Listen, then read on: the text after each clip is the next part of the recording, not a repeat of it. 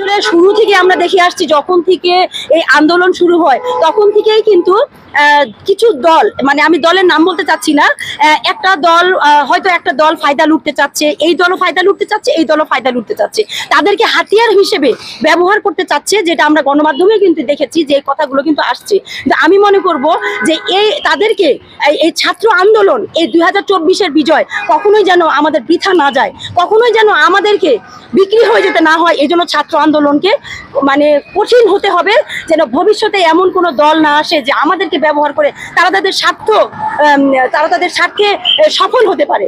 আর অবশ্যই ছাত্র আন্দোলনকারী যারা আছে তাদের কাছে অনুরোধ করব যে আপনারা অবশ্যই সবসময় কঠিন থাকবেন। এমন যেন না হয় যে যা হয়ে গেছে পাওয়ার যেটা ছিল, এই পাওয়ারটা যেন আপনাদের মধ্যে বিরাজমান না হয়, যে ভবিষ্যতে আমাদেরকেও গাঁটি বস্তা বেঁধে আমাদেরকে পালিয়ে যেতে হয়, এমন কোনো দিন যেন দেখতে না হয়। তাহলে এর থেকে ঘৃণ্যতম দিন আমাদের আর আসবে না। আমাদের যারা ভবিষ্যৎ প্রজন্ম তারা আমাদেরকে ছিছি দিয়ে যাবে, আমাদের মুখে থু দিবে যে তোমরা তো আরো মানে ঘৃণার কাজ করেছো। হ্যাঁ, এই দিনটা যেন আমাদেরকে দেখতে না হয়, তার জন্য আমাদের এই ছাত্র আন্দোলনকারী যারা আছে তাদেরকে সোচ্চার হতে হবে, সবসময় কঠোর থাকতে হবে, যেন কোনো দল এই আন্দোলনের ফায়দা লুটতে না পারে।